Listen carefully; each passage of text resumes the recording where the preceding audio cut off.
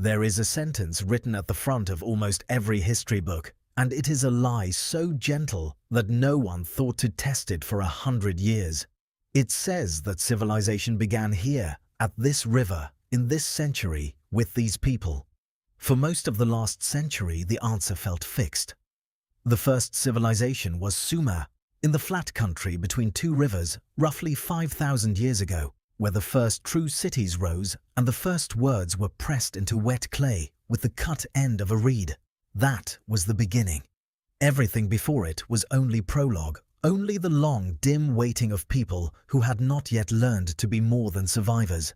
And then, on a dry hill in the south of what is now Turkey, a scatter of stones that farmers had cursed for generations turned out to be something no one was prepared to find. A temple older than farming, older than pottery, older than the wheel, older than writing by some 6,000 years. It should not have existed, and its makers, when they were done with it, buried it with their own hands. If you can feel this calm slowly carrying you off, press like before it does, and stay a while with a subscribe. But only if something in these words holds you. Tell me, if you wish, from which corner of the world and at what hour you're listening. It comforts me to think of all the others who are still awake in this same hour.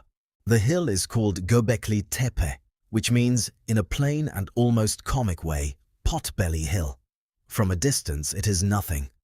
A low swelling of earth in a landscape of low swellings, ringed by the yellow grass and dust of the Anatolian plateau.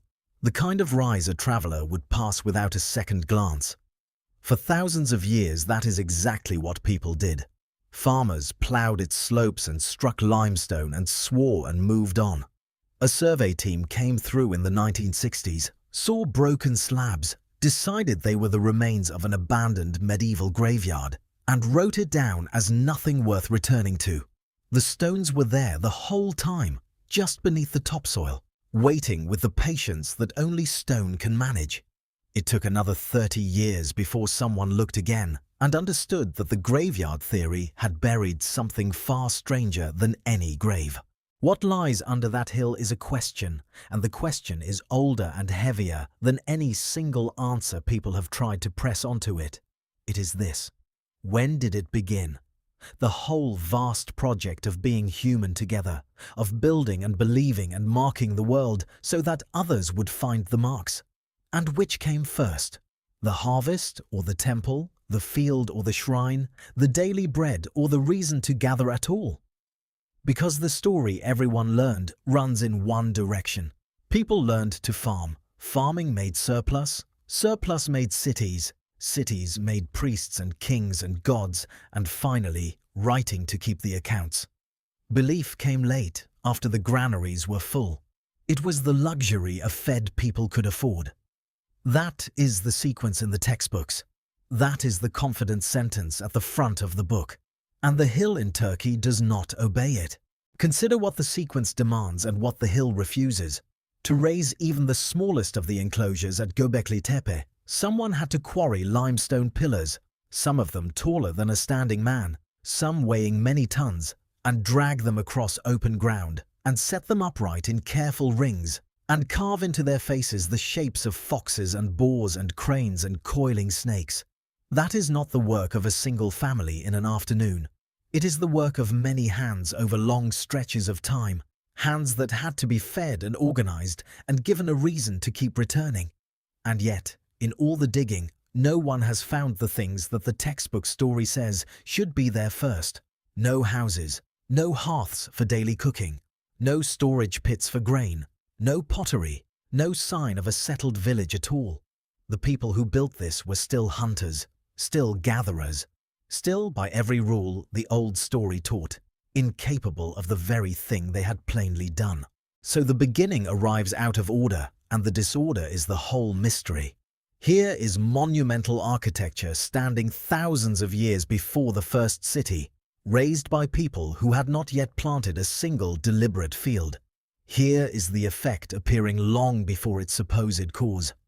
And the more carefully the ground is read, the worse the problem becomes for anyone who wants the old sequence to hold, because these carvings are not clumsy first attempts. They are assured. They are stylized in a way that implies a tradition already old, a visual language already agreed upon, symbols repeated with the confidence of people who did not have to invent them on the spot. A tradition that refined does not begin with the oldest thing we have found. It points silently to something behind it that we have not. There is a strangeness on top of the strangeness, and it is the detail that keeps the archaeologists awake. The enclosures at Göbekli Tepe were not simply abandoned when their makers were done. They were deliberately filled in. Someone, or many someones, over many years, carried basket after basket of rubble and soil and animal bone and packed it around the great carved pillars until the whole structure vanished under an artificial mound. They did not knock it down. They did not burn it. They tucked it into the earth, gently and completely, and walked away. The act took as much labor as the building.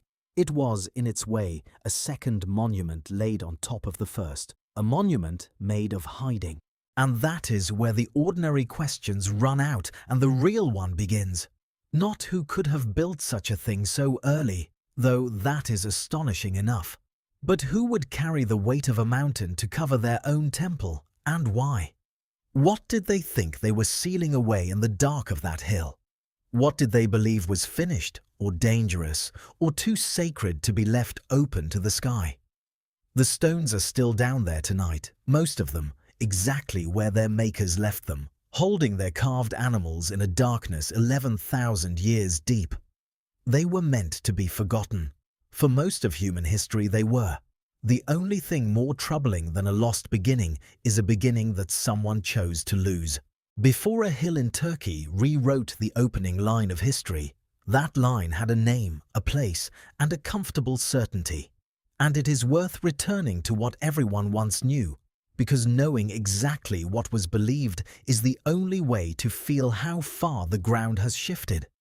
For 4 or 5 generations of scholars, the first civilization was not a mystery at all. It had an address. It sat in the south of Mesopotamia, the land between the Tigris and the Euphrates, in what is now southern Iraq, and it was the achievement of a people who called themselves in their own tongue something like the black-headed ones, the Sumerians.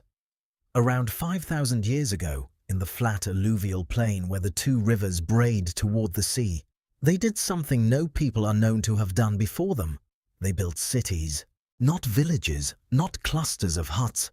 Cities, in the full and demanding sense of the word, with thousands upon thousands of people living close together, walled and organized, fed by fields they no longer needed to walk to.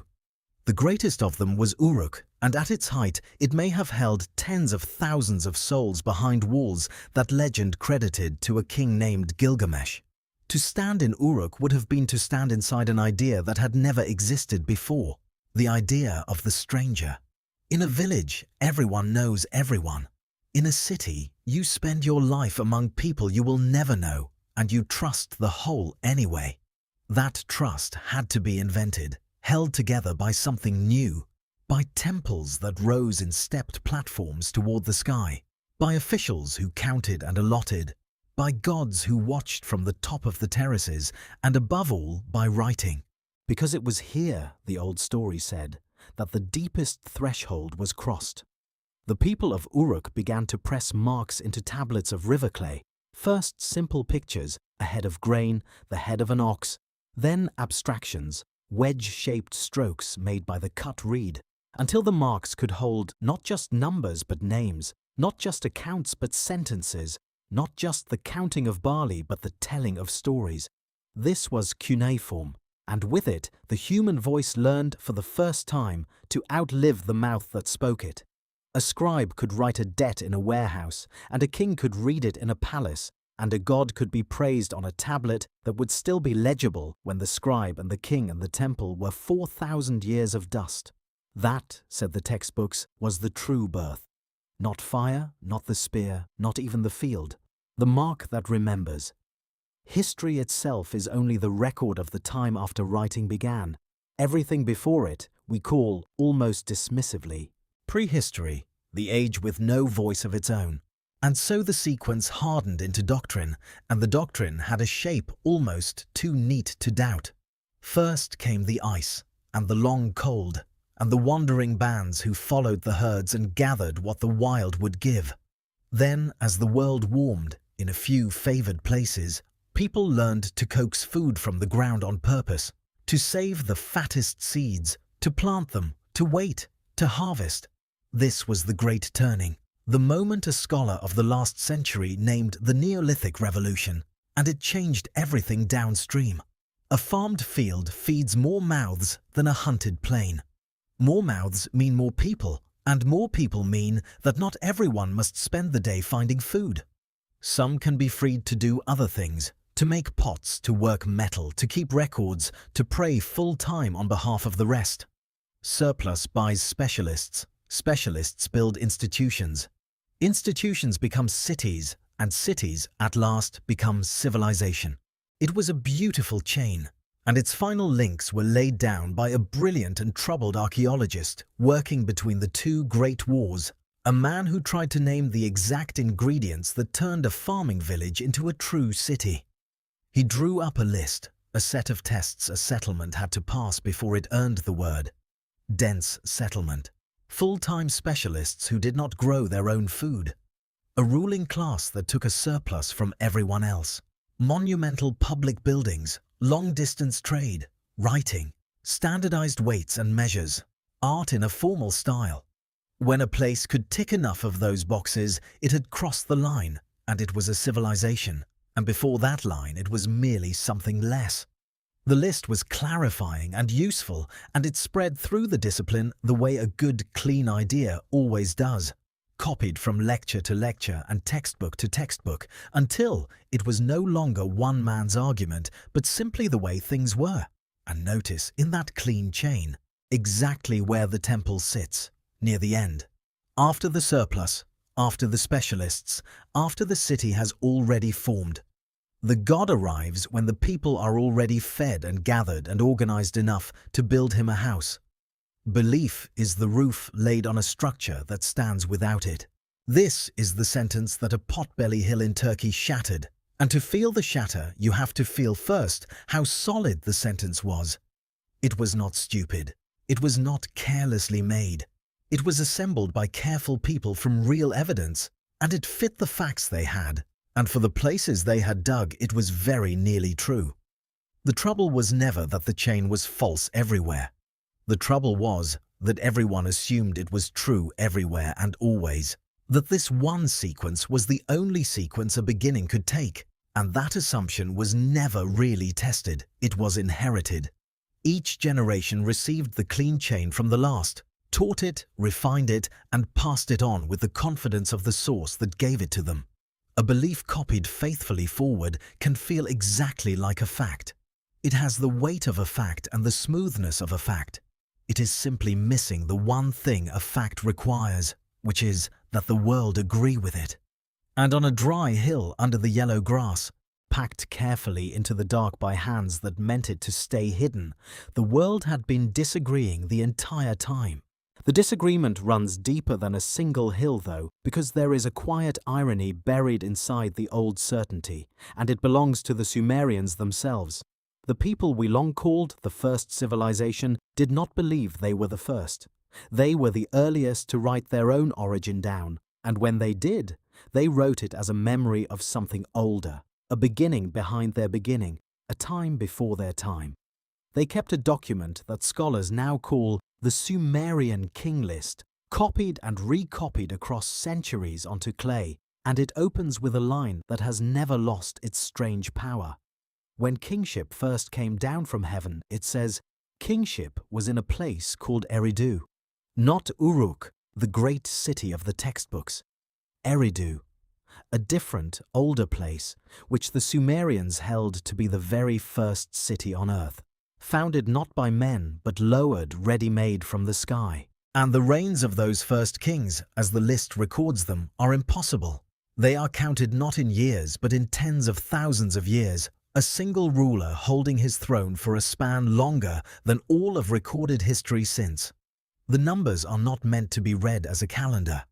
They are meant to be read as awe, as the measure of a time so remote and so charged that ordinary counting fails inside it. The list moves through these vast antediluvian reigns, king after king in city after city, and then it arrives at a rupture that it states almost without emphasis, as though the scribes assumed every reader would already know it.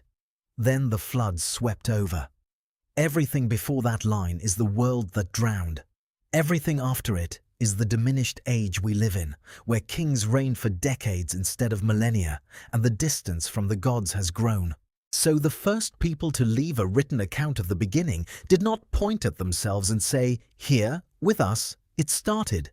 They pointed backward, past a flood, into a lost golden age they could no longer reach, and they filled that unreachable distance with numbers too large to be true because true numbers were not the point. The point was the ache of the gap. There had been something before, something greater, and it was gone. And even the mightiest civilization of the ancient world defined itself as the heir of a vanished one. This is the pattern that keeps returning, and it should unsettle anyone who wants a clean first. Every beginning we have ever found, when we listen to it closely, is already looking over its own shoulder at an older beginning it half remembers and cannot name. That backward gaze is not only Sumerian. It runs through the myths of nearly every people who kept them. This insistence on a former age, a first time, a lost completeness, and later parts of this story will return to how many separate cultures who never met all seem to remember the same drowning. But for now, hold on to the smaller, sharper fact, the one made of clay rather than legend. The oldest self-told origin story we possess names a first city that is not the first city we dug, invokes a flood that ends a world we cannot excavate, and treats its own founders as the survivors of something already ruined. The Sumerians handed us the word civilization, and in the same breath told us they were not its source. We took the word and quietly ignored the confession that came with it. And a confession ignored has a way of surfacing again, later, from under a hill, in the shape of stones no one can explain. Before chasing what came before the beginning, it is worth pausing on a harder and more embarrassing problem, one that historians and archaeologists argue over still, in rooms and in journals, with more heat than the calm surface of the field usually shows. No one can fully agree on what the word even means. Civilization. The whole search for the first one assumes we know what we are looking for, that there is a bright, clear line and a settlement is either over it or under it, first or not first. But push on the definition and it comes apart in the hand. What exactly is the thing that begins? Is it the city, dense permanent settlement of many strangers living close? Then the beginning sits in one place and 1 century. Is it writing, the mark that outlives the mouth? Then it sits in another. Is it agriculture, the deliberate feeding of a people from planted ground? Another again. Is it monumental building, the raising of something larger than any practical need, purely to declare that we were here and we meant it? Then the beginning moves once more and moves troublingly very far back. Each definition names a different first, and the firsts do not agree with one another. Take monumental building alone and follow it, and you are led not to Sumer but to places that predate it by thousands of years. There is a mound at Jericho, in the valley of the Jordan, where people raised a great stone tower and a thick stone wall around 9,000 years before the present, long before any city of the old story, built by a community that had barely begun to farm. No one is certain what the tower was for. It guards against no clearly identified enemy and holds back no clearly identified flood. It may have been a marker of the solstice, a stair toward a mountain, a claim upon the land, a thing whose meaning was obvious to its makers and is opaque to us. But it stands, and it is enormous, and it is old in a way that the tidy sequence never allowed for. The people who piled that tower were not supposed to have the surplus, the specialists, the organization. They built it anyway. Follow the thread a little forward in time, and it leads to Çatalhöyük on the Anatolian plain, A settlement of thousands living packed together in mud brick houses so tightly joined that there were no streets between them. People walked across the rooftops and dropped down through holes in their ceilings to reach their homes. They painted their walls.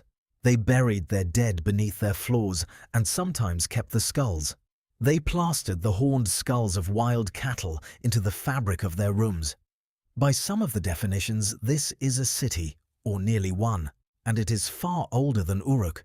Yet it has no palace, no obvious temple district, no sign of kings, no writing, none of the machinery the old list demanded before it would grant the word. Was Çatalhöyük a civilization?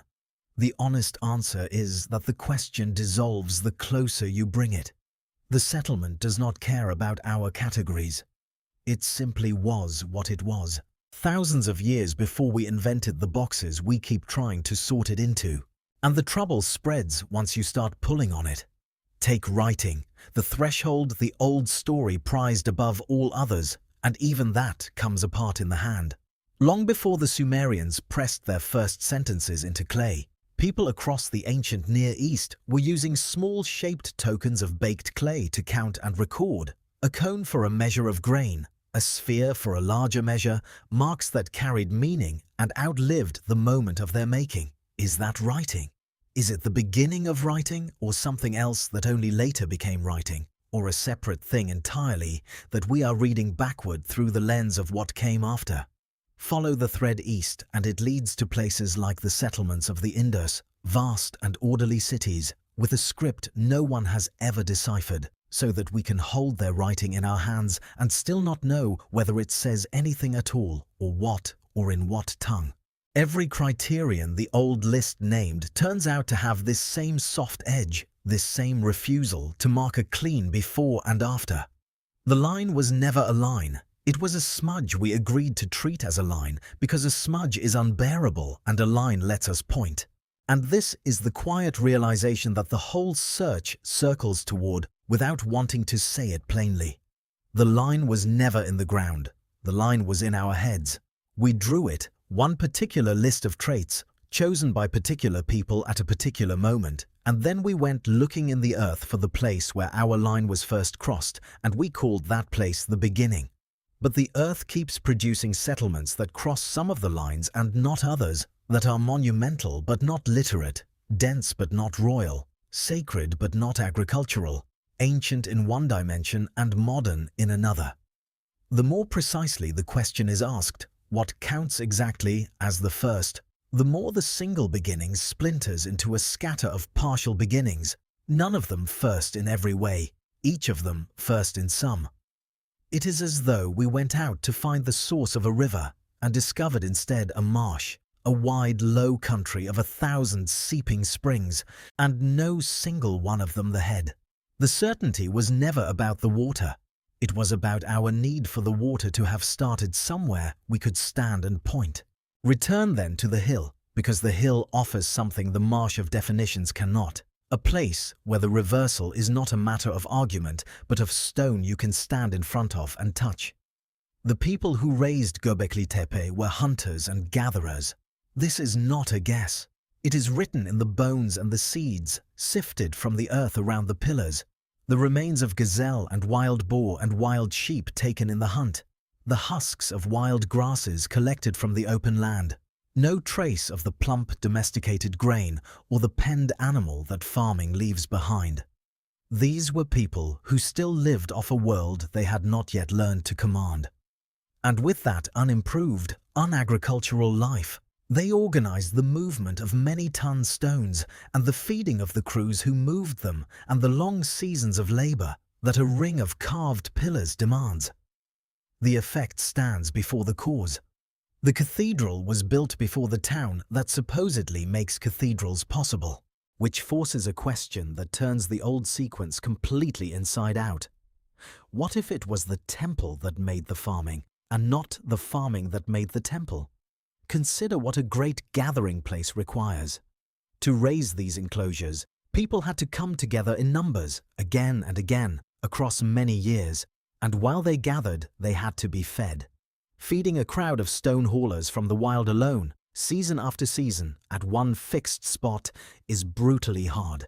You cannot follow the herds if you must stay by the quarry. You strip the land around you bare, and so the pressure builds, the pressure to make the food come to the place reliably, in bulk, rather than chasing it across the country. To gather the wild grasses that grow nearby, to save the best seed, to sow it where the workers already are. To farm, in other words, not because someone dreamed of surplus in cities, but because a shrine needed feeding and the old way of eating could not keep up with the demands of the sacred. And here the landscape itself leans in with an almost unbearable coincidence, because Göbekli Tepe does not sit just anywhere. It lies within sight of a range of low volcanic hills, and on those slopes grows a wild grass that geneticists have followed backward through the DNA of every loaf of bread we have eaten since. When researchers traced the ancestry of domesticated wheat, the einkorn that fed the ancient world, the trail led them here to the wild stands on these very hills, a stone's throw from the temple older than farming. It may be the closest thing we have to a birthplace of agriculture, and it stands beside the closest thing we have to a birthplace of monumental religion, and they are so near to each other that from the top of the buried mound you could almost throw a stone into the field where wheat began. So, the picture that assembles itself, tentative and contested and impossible to prove but heavy with the weight of the ground, is not the clean chain of the textbooks at all. It is something stranger and, in its way, far more human. First, the gathering. First, the reason to come together. A belief, a rite, a hunger of the spirit rather than the stomach, powerful enough to make scattered bands of hunters converge on one hill and lift stone against the sky. And then, to sustain that gathering, to feed the sacred crowd, the slow, reluctant invention of farming as a servant of the shrine.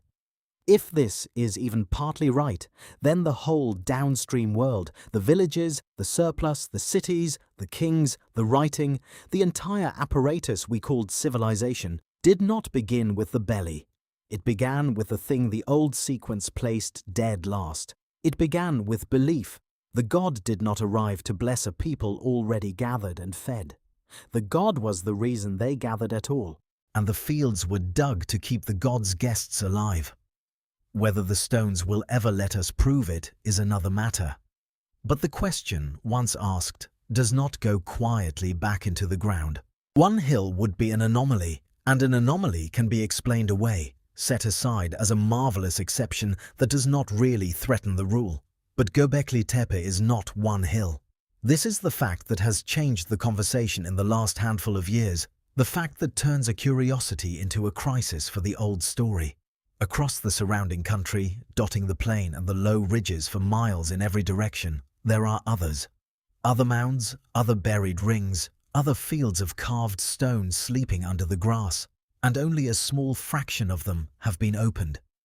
Archaeologists have begun to speak of the whole region under a single name that means, plainly, the Stone Hills, a scattered constellation of sites that seem to belong to one lost world, one culture, one long moment of building and carving and gathering that spread across the land 11,000 years ago and then vanished from all memory. The most striking of the newly opened sisters lies not far off, a mound where the diggers found something Göbekli Tepe had only hinted at. A chamber cut partly into the bedrock and rising from its floor a rank of tall pillars, and at the far end, carved from the living rock so that it seems to grow out of the wall, a human head. Not a full figure, a head and neck emerging from stone, gazing across the room at the standing pillars as though presiding over them, or waiting for them, or holding them in some relationship whose meaning died with the last person who understood it. Nearby, figures carved so that the body seems to strain up out of the wall, more vivid and more human than almost anything from that depth of time. These are not the crude first fumblings of a people just discovering that stone can be made to hold a shape.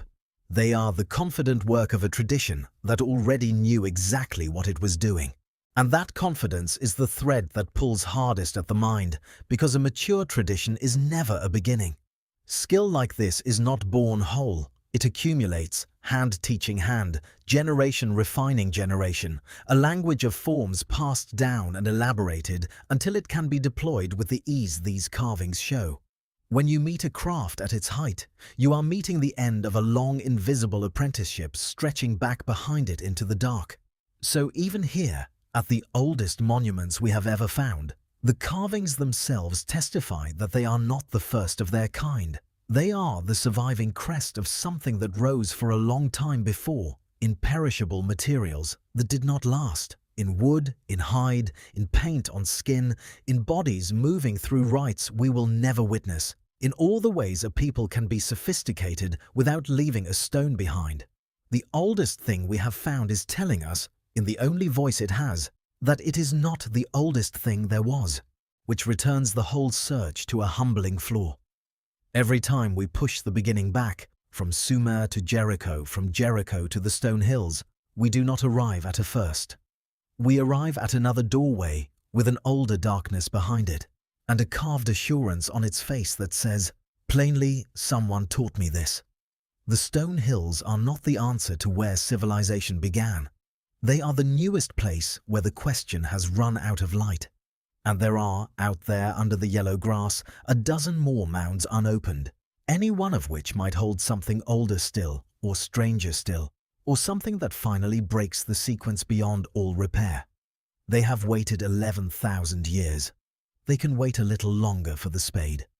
The unsettling part is not that the beginning is lost. It is that every time we think we have cornered it, it turns out to have a door in its back wall, and the door is open and it leads down. There is a moment that comes to nearly everyone who studies the great pillars closely, a small shift of perception that changes the whole hill, and it is worth arriving at slowly because the builders clearly meant it to be felt rather than stated. At first, the T-shaped stones read as pure architecture, uprights, supports, the bones of some roofed structure, but look longer and the shape begins to resolve into something else. Down the narrow front face of many pillars runs the low relief of a human arm, bending at the elbow, the forearm coming around to the front, and there, meeting across the stone, a pair of long-fingered hands. Around the base, carved in shallow relief, a belt, and hanging from it, the suggestion of a garment, a loincloth of animal skin. The crossbar at the top, seen this way, is no longer a lintel, it is a head. The pillars are not merely holding up a temple. The pillars are bodies, tall, faceless, standing figures of stone, ringed together and facing inward. Presences rather than props, and the whole enclosure is not a room so much as an assembly, a gathering of enormous silent beings frozen in the act of standing witness. Who are they meant to be? The stone will not say.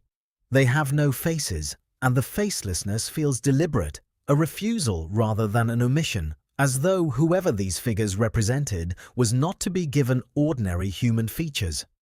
Ancestors, perhaps, the honoured dead grown vast and abstract with distance.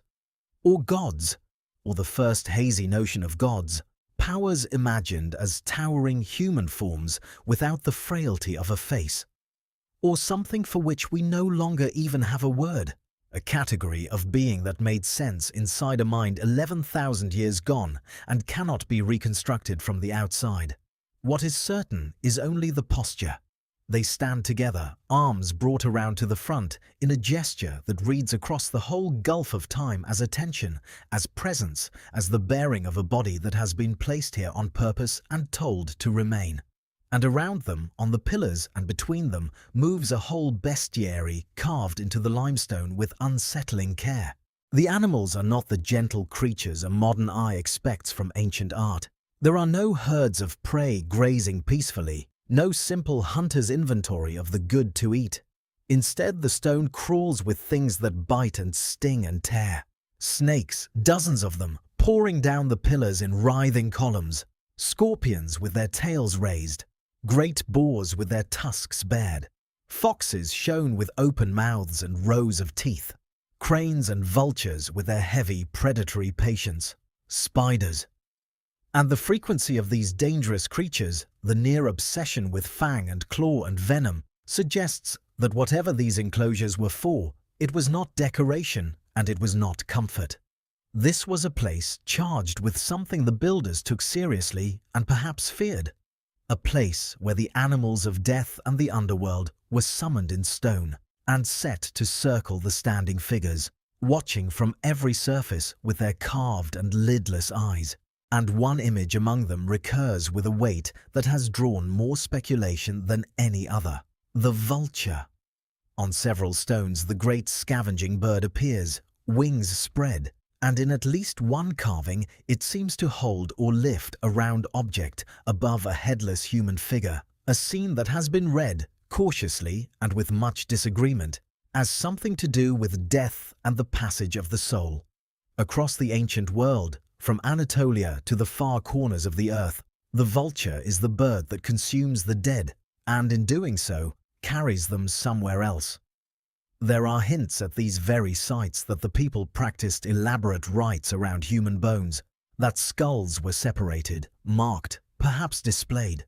If the enclosures were in part a house of the dead, a place where the living met the ancestors and the ancestors were fed to the sky on the wings of vultures, then the whole grim bestiary snaps into a kind of terrible sense.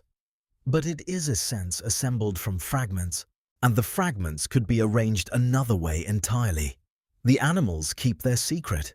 They only make it very clear, staring out of the stone with their small carved menace, that this was a serious place, made by people with a cosmology as dense and demanding as any that came after, and that the god the old story placed last had, at the very dawn, already grown teeth. Among all the carved stones, one has escaped the quiet of the archaeology journals and travelled out into the wider world, argued over in ways the others never were, and it deserves a careful and honest telling because it sits exactly on the border between what the evidence supports and what the imagination wants. It is a single pillar, catalogued plainly by number, that has come to be called the vulture stone. Its upper face is crowded with figures: a great bird with outstretched wings, other animals ranged around and above, a scorpion, a headless man, and among them a series of round discs and shapes that do not obviously belong to any creature. For most of its life since excavation, it was read as what it plainly seems to be: a scene of ritual and death, dense with the same predatory symbolism that fills the rest of the site. And then a bolder reading appeared, and it caught fire far beyond the field. A pair of researchers proposed that the carvings on this stone were not merely symbolic but astronomical, that the animals stood for constellations, that the arrangement recorded the position of the stars at a particular date, and that the date it pointed to marked a catastrophe. Specifically, they argued, the stone commemorated the impact or near passage of a comet, a rain of fire from the sky that struck the Earth roughly 12 to 13,000 years ago and plunged the warming world back into a savage cold. It was, in this reading, not a temple carving at all, but a memorial, a message chiseled in stone by survivors of the worst day their people had ever known, a warning and a mourning meant to outlast memory itself. It is a breathtaking idea. It is also, it must be said plainly, strongly disputed. Most specialists who have examined the claim find the astronomical matching too loose, the interpretation of the animals too free, the whole structure too willing to see a sky map in what may be a bestiary. It has not been accepted.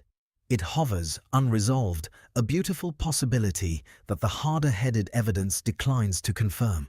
But strip away the contested carving and something stubborn remains, something that does not depend on any reading of the stone at all. And it is this that keeps the whole idea alive in the back of the mind. The catastrophe the theory reaches for was real. There genuinely was, around 12,900 years ago, an abrupt and violent lurch in the Earth's climate, a period that geologists call the Younger Dryas, when a warming world plunged, within a span that may have been as short as a single human lifetime, back into deep glacial cold. Ice returned, rainfall failed. The ranges of plants and animals that people depended on convulsed and shifted. Whatever caused it, and its cause is still argued, comet or collapsing ice dam or ocean current gone wrong, The Younger Dryas was one of the most severe and sudden disruptions our species has lived through, and it fell across exactly the centuries and exactly the region where the first stone hills were being raised. The people who built these enclosures were not living in a stable golden dawn. They were living through the aftermath of the world nearly ending, and then through its slow, uncertain recovery. So the vulture stone may not encode a comet, and probably does not, and honesty requires saying so. But the impulse behind the theory touches something true. These monuments arose in the shadow of catastrophe, in the long, strange centuries when the climate had just tried to kill the whole warming project of humankind and had almost succeeded. It is not hard to imagine that a people who had come through such a thing, who carried in their oldest stories the memory of a time the sky turned against them and the cold came back and the world they knew fell apart. It is not hard to imagine that such people might gather on a hill and lift great stones against the heavens and carve the beasts of death into them, and try, in the only permanent medium they had, to say something to whatever had done this to them or to warn whoever came after. Whether the stone remembers a specific disaster we cannot prove. That the world of its makers had lately been broken and remade, we can. And a broken and remade world is exactly the kind of place where a beginning would look, to the people living in it, less like a first morning than like the second chance of something that had almost been lost. The idea that a people might carry the memory of a catastrophe across the centuries raises a doubt that sounds, at first, like common sense. Without writing, how could anyone remember anything so long? Surely a story passed only from mouth to mouth, with no tablet to anchor it, would blur and drift and dissolve within a few generations until the great disaster became a vague, dark tale, and then nothing at all. This assumption is old, and it feels safe, and it is one more inherited certainty that the evidence has quietly begun to erode. Because there are cases, carefully studied and hard to dismiss, where human memory carried without writing appears to have preserved specific truths across not centuries but many thousands of years, spans that ought to be impossible if the doubt were correct. The most remarkable come from the far side of the world, from the oral traditions of the Aboriginal peoples of Australia. Along many stretches of that continent's coast, communities kept stories of a time when the shoreline lay much farther out, when places that are now open sea were dry land walked by their ancestors, when the water rose and swallowed the old coast and drove the people back to where they live today. For a long time these were treated as mere legend, colourful but empty. And then researchers compared the drowned places named in the stories with what geology knows about the rising of the seas at the end of the last ice age, and the two matched. The coastlines these stories describe really did exist and really were flooded as the great ice sheets melted and the oceans climbed. The events they preserve happened, in some cases, 7,000 years ago or more, which means the memory had been carried, by voice alone, across something like 300 human generations, and had kept a true and testable fact intact the entire way. If that is possible, and it appears that it is, then the whole texture of the deep past changes. A story is not the fragile thing we assumed. Given the right structures to hold it, the right songs and rites and rules for how it must be told, a memory can outlast empires, outlast languages, outlast the very landscape it describes. And this reframes the people of the Stone Hills in a way that is almost vertiginous. They were not the childhood of humanity, blank and beginning. They were already ancient. They already had behind them thousands of years of accumulated memory, of stories that were old when they were born, of a past that stretched back, past the great cold, and perhaps past that into warmer worlds now drowned and gone. When they gathered on the hill and lifted the stones, they may have been enacting a memory older than the stones themselves, trying to make permanent, in limestone, something they had been carrying in voice and rite for longer than we can easily grasp. And so the mystery folds back on itself once more, and it grows quieter and deeper as it does. We keep asking where the beginning is, and we keep finding, at every layer, a people who were already remembering. The Sumerians remembered a drowned golden age before their flood. The builders of the hill, if the drowned coast evidence means anything, may have carried memories older than any monument. There is no floor of pure forgetting to stand on, no clean first morning where memory starts from nothing. It is memory all the way down, each generation inheriting a past already ancient to it, each beginning already an act of remembrance. The oldest voices we can reach are not saying, "Here we start." They are saying softly and across an unimaginable distance, "We too were told this by those who came before." What then were they told? And how far back does the telling go? Before the last voice that began, it falls silent and unrecoverable into the dark that has no stories at all. Follow the oldest of those inherited memories, the one about the water, and it does something that no single culture's legend should be able to do. It appears almost everywhere. The story of a great flood that drowned the world and left only a remnant to begin again is not a Mesopotamian peculiarity. Its surfaces in forms that differ in detail but agree in shape across a startling sweep of the human world. The Sumerians told it, and after them the Babylonians, in the tale of a man warned to build a great vessel and save the seed of life from the rising waters, a story so close to the one later written into the book of Genesis that their kinship is beyond serious doubt. But it does not stop at the edges of the Near East. Peoples of the Americas told of a deluge and survivors. Peoples of the Indian subcontinent told of a first man warned by a fish to build a boat. Across islands and continents that had no contact with one another, the same haunting outline recurs. The world was drowned, almost everyone perished, a few were saved, and from those few the present age descends. It is tempting. It has always been tempting to leap from this to a single explanation, and the leap has a famous name. Somewhere behind all these floods, the temptation says, there must have been one real lost civilization, one drowned motherland, one sunken source from which every scattered survivor carried the same memory out into the world.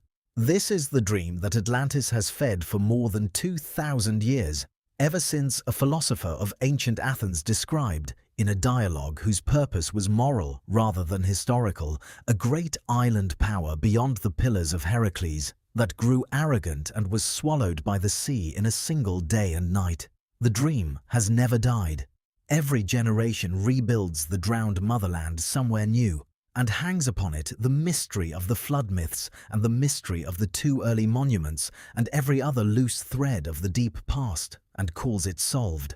But the honest reading pulls the other way, and it is quieter and, in the end, stranger than any single sunken island.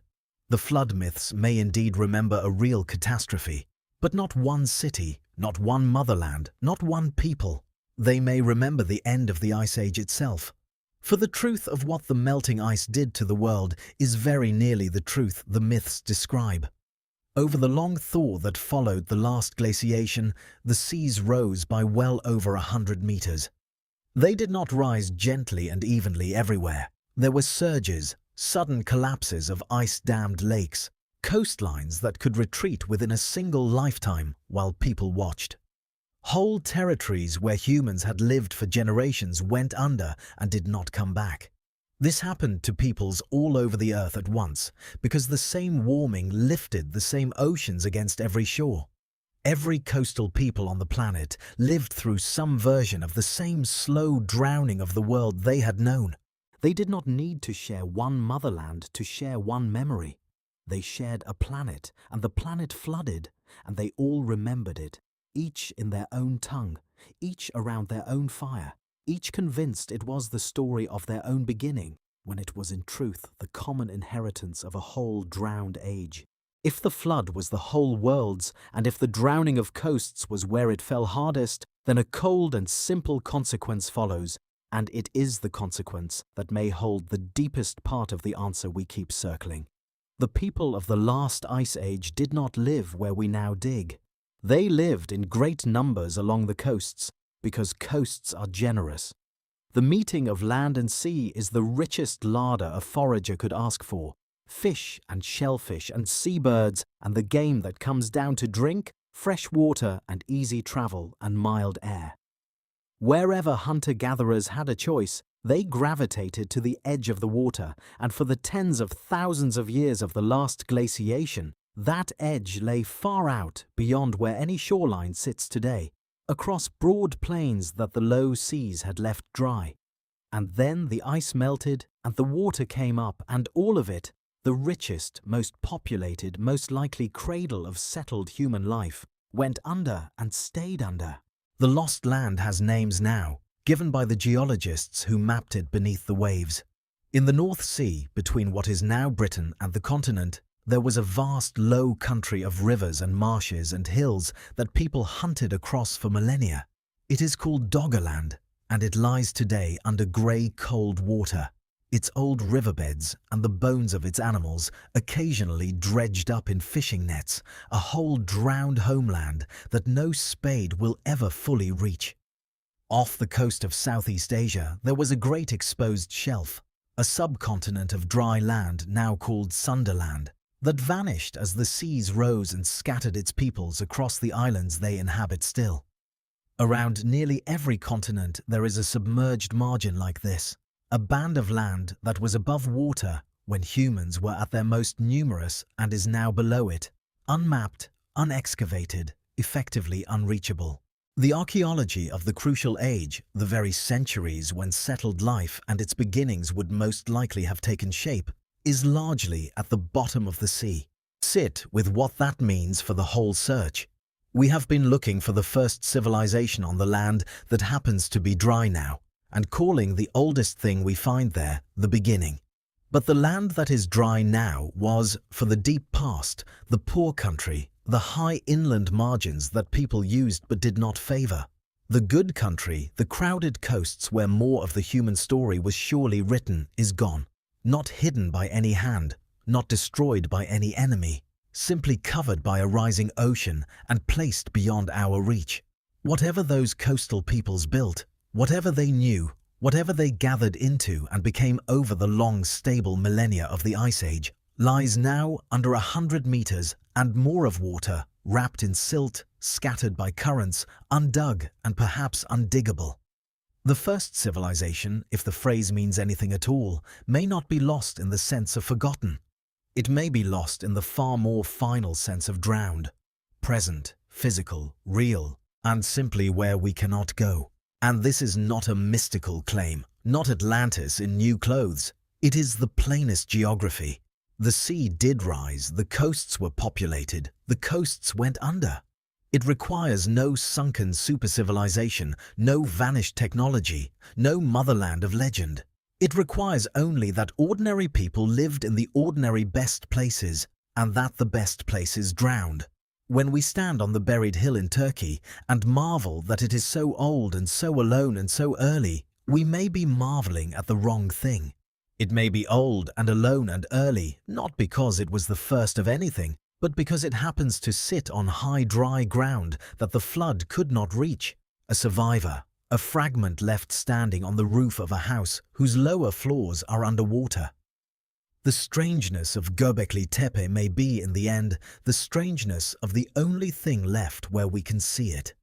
And the true beginning, whatever it was, keeps its silence beneath the waves in the drowned country, where the flood myths point and the divers cannot follow. It is worth asking at this depth of the story how the old confident sentence held its ground for so long, and why the correction has come so slowly, because the answer says something uncomfortable not only about the deep past, but about how all of us come to know anything at all. The sequence, farming first, then surplus, then cities, then at the very end the gods, was not a conspiracy. No one guarded it. No one suppressed the alternative. It endured for the most ordinary and most human of reasons. It was inherited, and inherited things are trusted, and trusted things are rarely tested. A young scholar learned the sequence from an older one, who had learned it from an older one still, and by the time it reached the textbook, it had lost all trace of the particular arguments and particular evidence that first assembled it. It had become simply the background, the shape of the field, the thing everyone knew before they knew anything specific.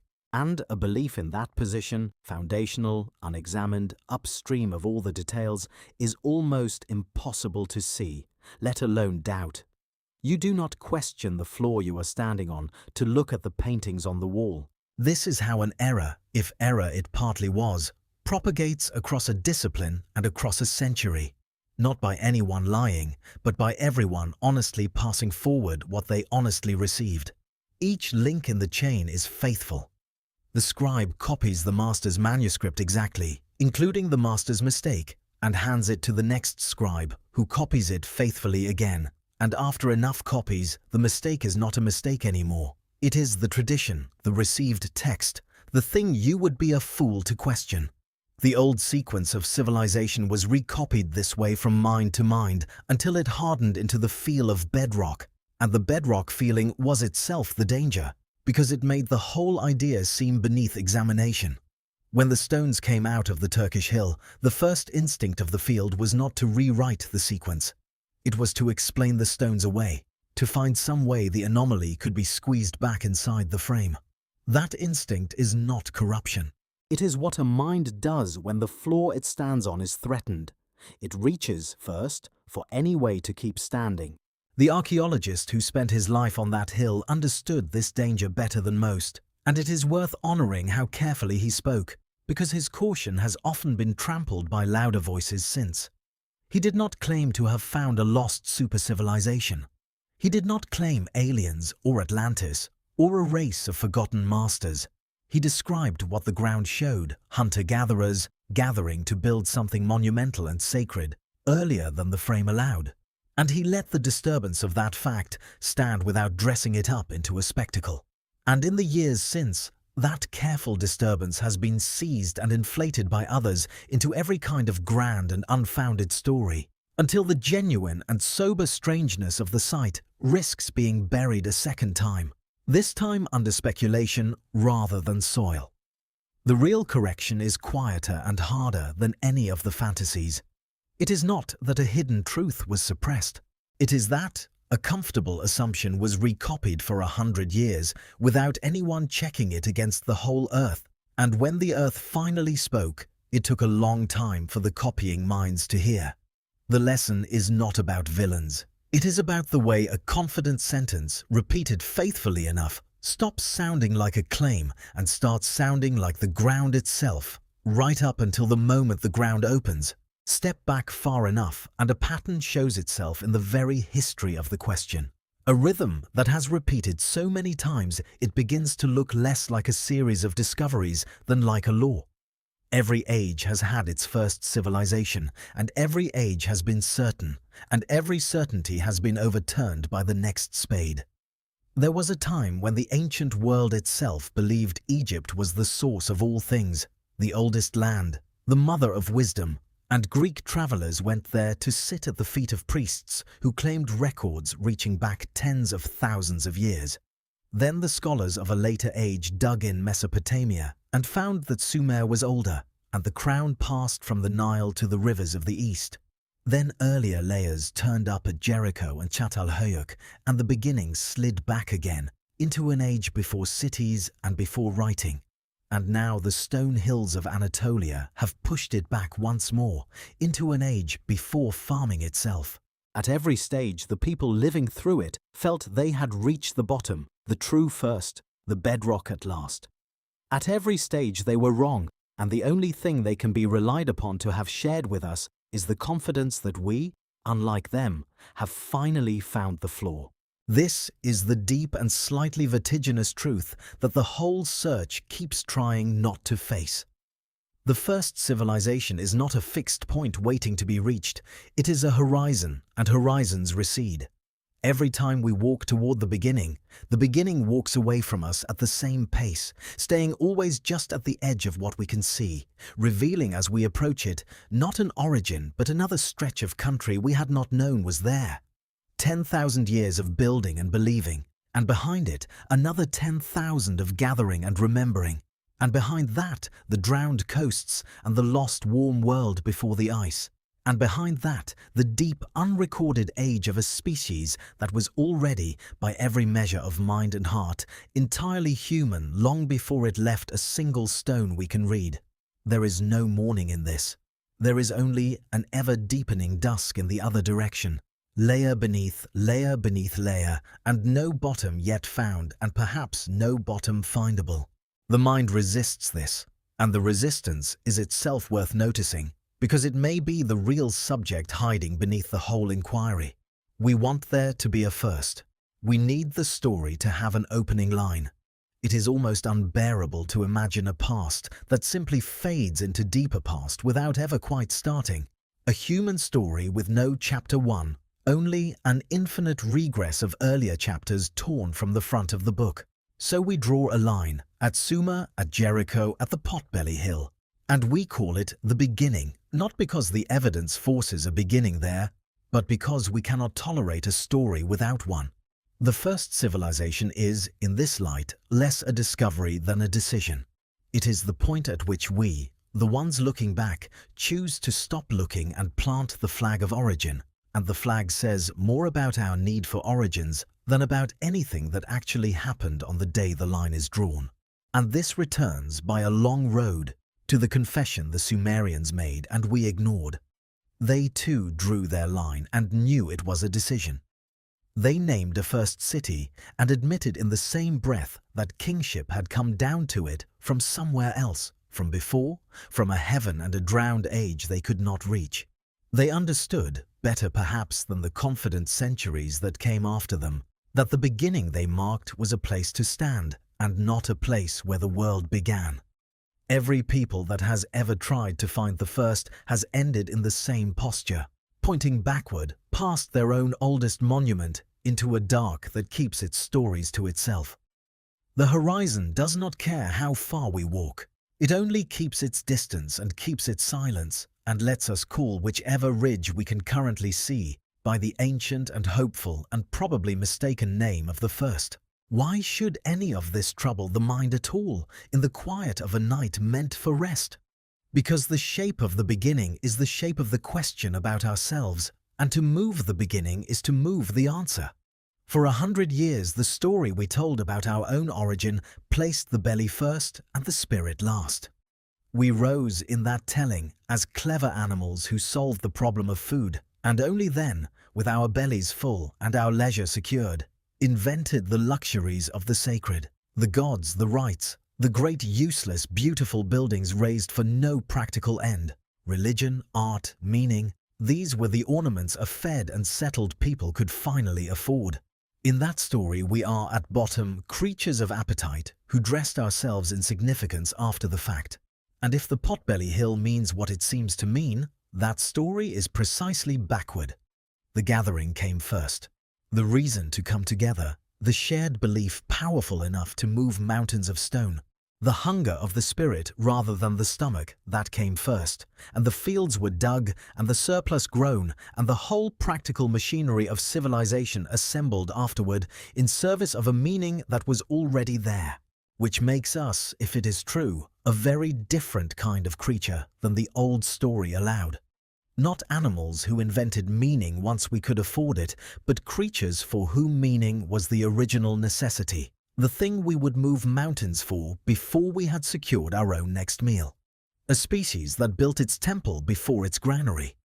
That gathered around a shared invisible thing and then, almost as an afterthought, worked out how to feed the gathering. The impulse to come together, to mark the world, to stand in rings and face the great faceless figures of the dead or the divine. This may not be the late flower of civilization, but its buried root, the first thing, the reason all the rest was ever attempted. And that is not a small correction to a dusty timeline.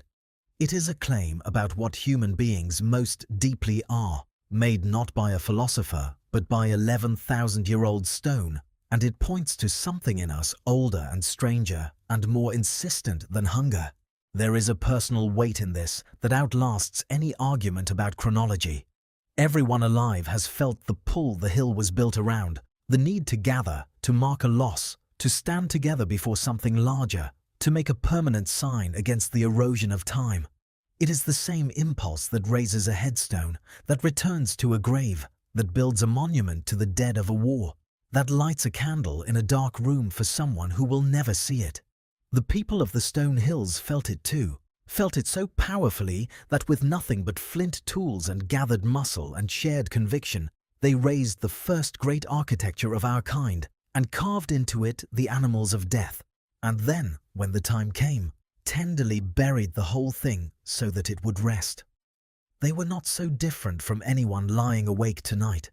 They stood at the edge of the same darkness, carrying the same need to believe that gathering and marking and remembering were worth the labor they cost. The oldest thing we have built turns out to be a thing built out of that need. And it is still down there, holding its silence, waiting under the hill. The first proof we have that before we were the animals who ate, we were already the animals who gathered in the dark to face what we could not understand together and could not bear to face alone. So which came first, the harvest or the temple, the field or the shrine, the bread or the belief? The question was planted at the very start of this long night, and it has been circled and deepened and turned over, and now, near the end, it deserves the most honest answer the evidence can give, which is not the clean answer the question seemed to promise. The honest answer is that the question itself may rest on a false picture.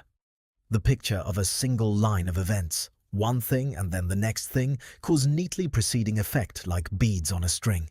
That picture is the last inheritance from the old sequence, and it too may have to go. Because what the Stone Hills seem to show is not a new order of beads on the same string, temple then farm instead of farm then temple. What they seem to show is that the beads were never on a string at all. Gathering and building and believing, and the first tending of wild grain and the slow drift towards settled life all appear to have happened together, tangled, feeding one another, across the same centuries and the same landscape, with no single thread that can honestly be pulled out and named the first. The temple and the field grew up entwined, each pulling the other into being. People gathered for reasons of the spirit, and the gathering strained the old ways of feeding, and the strain pressed them toward the wild grasses on the nearby hills, and tending those grasses drew them into a more settled life. And the settled life made larger gatherings possible, which raised grander monuments, which demanded still more reliable food. It is not a line. It is a knot or a spiral or a slow mutual becoming in which belief and bread called each other into existence turn by turn. And to ask which came first is a little like asking which blade of a pair of scissors does the cutting. The old story was wrong to put the field first. But the deepest correction is not to put the temple first instead. It is to give up the demand for a first altogether, to accept that our kind did not become civilized in a sequence of steps, but in a single, long, entangled motion, spirit and stomach and stone and seed all turning together, until one day, looking back, we drew a line across the middle of the motion and called everything after it, civilization and everything before it prologue. And once that demand for a first is set down, the whole 100-year argument softens into something gentler and truer. There was never a morning when civilization began. There was a long dawn, spread across thousands of years and drowned coasts and buried hills, in which human beings did what they had, perhaps always done. Gathered, believed, marked the world, remembered their dead, tried to make something permanent against the erosion of time, and did it, at last, in materials durable enough that a fraction survived for us to find. The Stone Hills are not the first chapter. They are the earliest surviving page of a book whose opening chapters were written in wood and skin and voice and drowned earth and are gone. We will never read them. We can only hold the surviving page up to the light and see, in the assurance of its carving and the depth of its memory, that many pages came before it, torn away and lost, and that the story on the page we hold was already when it was written, unimaginably old. The mystery, then, does not resolve. It transforms. It stops being the question, where did civilization begin, which has no findable answer, and becomes the quieter and stranger question of why we ever thought it had to begin somewhere at all, why the human mind, looking back down the long dusk of its own past, cannot rest until it has drawn a line and named an origin, even where the evidence offers only deepening and no flaw. The people of the hill did not need that line. They lived inside the motion, gathering and building and remembering, without any sense that they were the beginning of anything. The need for a first belongs to us, the ones looking back, and it may be the last of the inherited assumptions to fall, not the old sequence of steps, but the older certainty beneath it, that a story so vast and so deep must somewhere have had a first clean word. The digging is not finished, and this is the part that keeps the whole question alive rather than closing it, because everything told so far rests on only a sliver of what waits in the ground. Of the great constellation of stone hills scattered across that corner of Anatolia, only a handful have been opened, and of the ones opened, only fractions have been cleared. New enclosures are still emerging from the earth. New carvings, new chambers, new figures rising out of bedrock are being uncovered season by the teams working the region under the long, patient project the archaeologists have named for the stone hills themselves. Each opened chamber has so far pushed the strangeness further rather than settling it. A room here with pillars arranged in ways not seen before. A carved human figure there more vivid and more troubling than any yet found. A hint somewhere of an even older layer beneath the layer being cleared. The ground has not run out of surprises. It has barely begun to give them up. And this is the honest place to leave the near answer, at the edge of a dig that is still in progress, still returning things no one predicted, still capable of breaking the frame again. Whatever synthesis this night has reached, the entangled dawn, the receding horizon, the belief that may have come before the bread, is provisional, held only until the next chamber opens and the next assurance falls. That is not a weakness in the story. It is the truest thing about it. We are not standing at the end of the search for the first civilization. We are standing in the middle of it, in a decade when the beginning has just moved again and may move once more before the season is out. Watching people brush soil from stone that has not felt the air in 11,000 years, and finding, every time, that the stone knows more than we do and is telling it slowly. The buried hills of Anatolia have kept their silence since before the first city, before the first field, before the first written word. They are only now, grain by grain, beginning to speak. And no one yet alive can say what they will finally say, or how much further back the beginning will retreat before the last of them is opened and the ground at last runs quiet.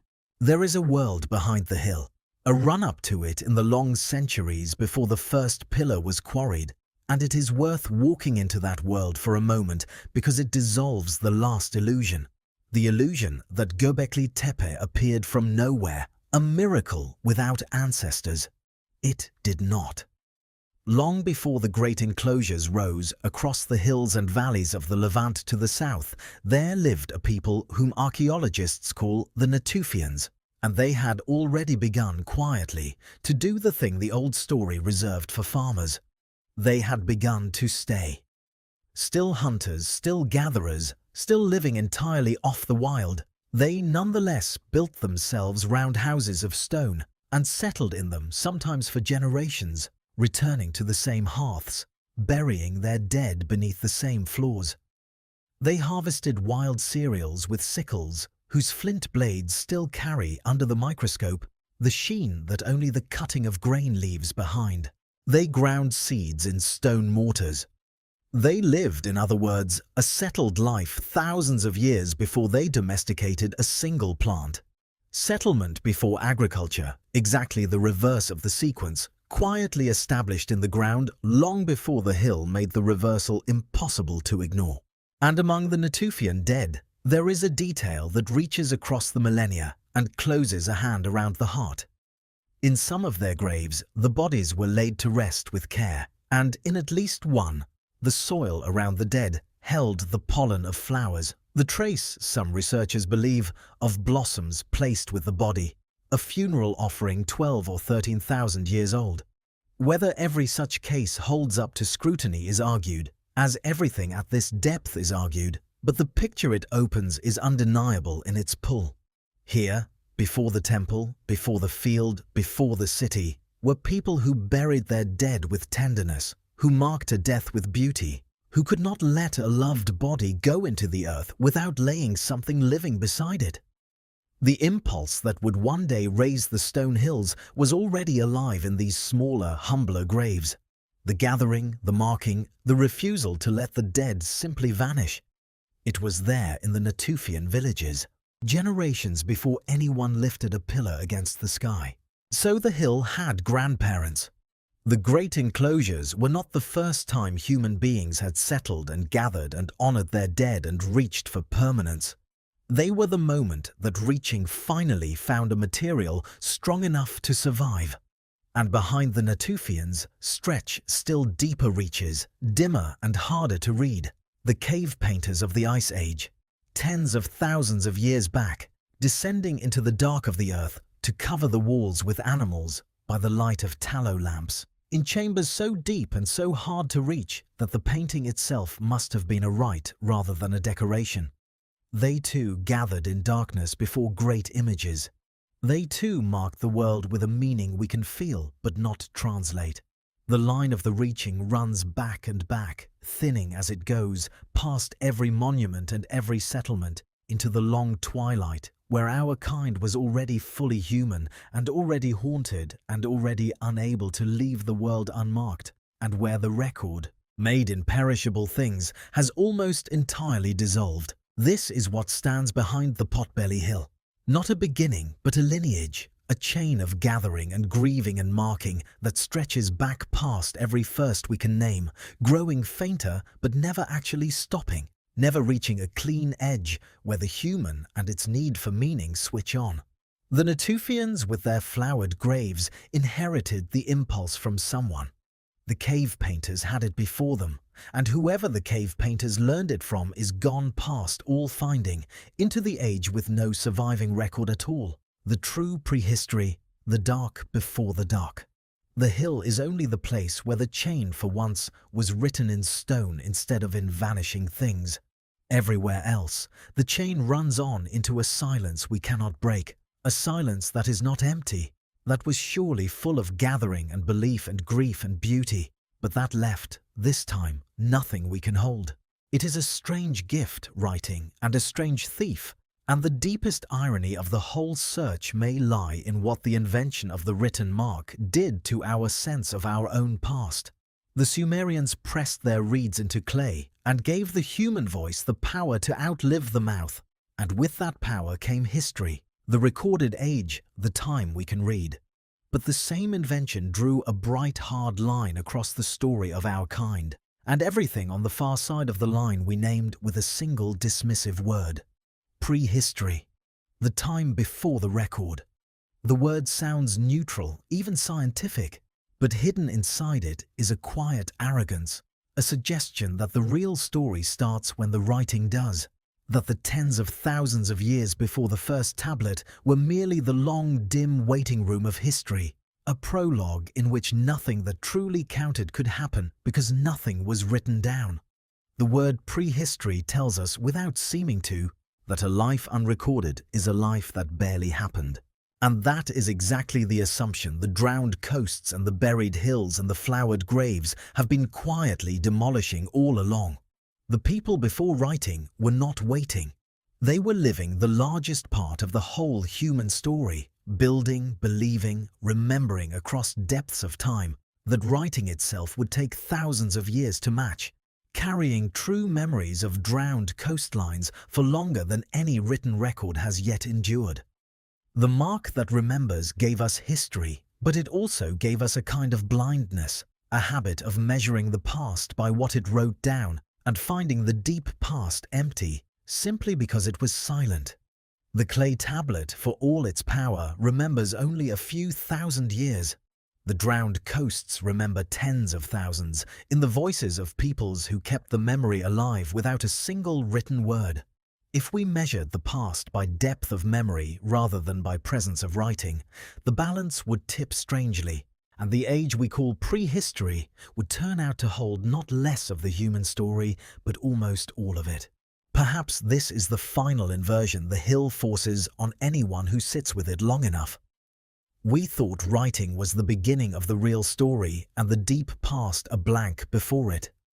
It may be closer to the truth to say that writing was the moment we began to forget how much had already happened, the moment the record grew bright enough to blind us to everything the record could not hold. The first civilization is lost to us not only because its coasts are drowned and its monuments are buried, but because we built, in writing, a way of knowing the past that could not see it, that mistook its own beginning for the beginning of the world. The tablet lit a small circle of history, and in the brightness of that circle, we lost the ability to see out into the vast dark field of everything that came before, the field where our kind became itself, gathered and grieved and reached for meaning for uncounted thousands of years, and left at the very end of it one hill of carved stone as a signature we are only now learning to read. One question has waited patiently through all of this, set down near the very start and never fully taken up again. And it is the strangest of them all. Why the builders buried their own temple. Not abandoned it, not let it fall, buried it, deliberately, basket by basket, until the great carved figures vanished into the dark of an artificial hill. Everything learned since only sharpens the strangeness. These were not people careless with their monuments. The labor of hiding matched the labor of raising. To seal the enclosure away took as much devotion as building it had, which means the burial was not the end of the reverence, but a part of it, a final rite as sacred as the first. And a people do not lavish that kind of care on forgetting unless the forgetting itself means something, unless there is a reason to want a holy thing put beyond sight and put to rest. No one can say with certainty what the reason was, and the honest interpreter leaves the door open. But the possibilities that fit are quiet and human and oddly moving. Perhaps each enclosure had a life, a span of use, and when that span was complete, the proper thing was not to leave it standing empty but to close it, to return it to the earth the way a body is returned, so that a new one could be raised beside it. There is some sign of this at the site. Older rings covered over, newer ones built against them, as if the place renewed itself by burying its own past and beginning again on top of it. Perhaps the burial was a way of ending a cycle cleanly, of laying a sacred thing to sleep so that its power would not linger dangerously in an abandoned place. Perhaps it was grief, the whole community, over years, interring a temple the way they interred their dead, with the same need to cover what was loved so that it could rest. Whatever the reason, the act was chosen. The forgetting was made, not suffered. Someone decided that this thing should go into the dark and made it so with their own hands. And there is a mirror in that, held up to the whole long story of how the beginning was lost, that is almost too neat to bear. The builders buried their temple on purpose, and it lay forgotten for 11,000 years, and above it, in a different way, a whole discipline buried the true shape of the beginning on purpose too, not with soil but with a confident sentence recopied until it covered everything older and stranger beneath it. Both burials were acts of care rather than malice. The builders sealed their monument out of reverence. The scholars sealed the old sequence out of the honest inheritance of a trusted idea. In both cases, something real and deep was tucked out of sight and left to be forgotten. And in both cases, it went on existing in the dark the whole time, patient, undisturbed, waiting for someone to dig. The hill teaches the same lesson twice over, once in stone and once in the history of its own discovery, that the things we bury do not cease to exist. They only wait, under whatever we have covered them with, for the season when the ground is opened and they are found to have been there all along exactly as they were left. So the deepest open question of the whole site, why hide what you have made, turns out to rhyme with the deepest question of the whole search. We are, it seems, a species that buries its beginnings. We cover them with soil and we cover them with certainty. We let the sea take them, and we let the word prehistory take them. And then we spend our later ages digging, astonished each time to find that the buried thing was real, and older than we thought, and still holding its carved animals in the dark. The builders of the hill knew something about this that we are only now relearning. They knew that to bury a thing is not to end it. It is to hand it, whole and waiting, to a future that does not yet know it is coming. It helps, before the end, to feel the true depth of the time involved, because the numbers are so large that the mind slides off them and mistakes 11,000 years for merely a long while. Set it against the things that feel ancient to us, and it begins to bite. The oldest of the enclosures under the Potbelly Hill were raised, sealed, and forgotten thousands of years before the first stone of the Great Pyramids was ever cut. The pharaohs of Egypt, who seem to us the very definition of the remote and the old, lived closer in time to the smartphone than to the builders of the hill. When Rome fell, the hill had already been buried for the better part of 10,000 years. When the Sumerians pressed their first marks into clay and began the age we call history, the temple was already so old that not the faintest memory of it survived, not a name, not a legend, not a rumor.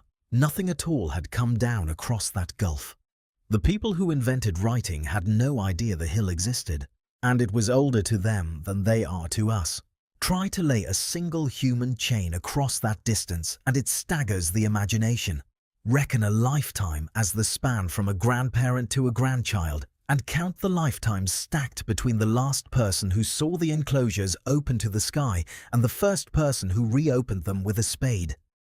It runs to something like 400 generations, 400 sets of hands passing life forward, each one living and loving and grieving and dying in complete ignorance of the buried stones beneath the plane their descendants would walk. 400 times the whole cycle of a human life turned over, from first cry to last breath, above a temple no living soul remembered. That is the depth the hill holds. Not a story, but a silence 400 generations deep, kept perfectly under a low swelling of ordinary ground, until a few years ago in the long reckoning of the earth, when someone finally dug. And this depth is the last thing the hill has to teach, the quiet lesson underneath all the others. Everything we build, everything we are certain of, everything we call permanent, is a thin, bright layer laid across an almost unimaginable darkness of vanished human time. A darkness not empty but crowded, full of gatherings we will never witness, and beliefs we will never share, and griefs that were as real as our own and are gone past all recovering. The builders of the hill were, to their own eyes, the present moment, the living edge of the world, exactly as we are to ours. They did not think of themselves as the deep past. No one ever does. And one day, in a future as far beyond us as we are beyond them, someone may brush the soil from whatever we leave behind and feel the same vertigo we feel now. The sudden sense of standing on top of a depth of time so vast that the ground itself seems to open, and the present moment, which felt so solid, reveals itself as only the newest and thinnest layer of an endlessly deepening dark. The stones are still down there tonight. Most of the great enclosures of the Potbelly Hill remain exactly where their makers left them, packed in the earth. The tall, faceless figures standing in their rings in a darkness that has held them for 11,000 years and holds them yet, while somewhere above the same stars wheel over the same yellow plain, and the wild grasses that became all our bread still lean in the wind on the volcanic hills nearby. Nothing about the place announces itself. A traveller passing on the road would see only a low swelling of ground, a potbelly of earth among 100 others, and would never guess that beneath it stand the oldest witnesses our kind has left, waiting the way stone waits, without impatience, without expectation, simply enduring in the dark until the ground is opened and they are asked once more to say what they know. And what they seem to say, to anyone who lies awake long enough to listen, is not an answer but a gentle refusal of the question. There was no first morning. There was only the long dawn, layer beneath layer, drowned coast beneath buried hill beneath flowered grave, each beginning already looking back at an older one it could not reach. the horizon of the origin forever stepping backward at the exact pace of our approach. We drew a line and called it the start because we could not bear a story without one. The people of the hill did not need the line. They lived inside the motion, gathering and building and grieving and reaching for permanence, and then they covered their reaching with earth and let it rest, and walked away into a silence so complete that we forgot they had ever been there at all. Perhaps that is the truest shape of it and the most quieting. The beginning was never a place we could stand.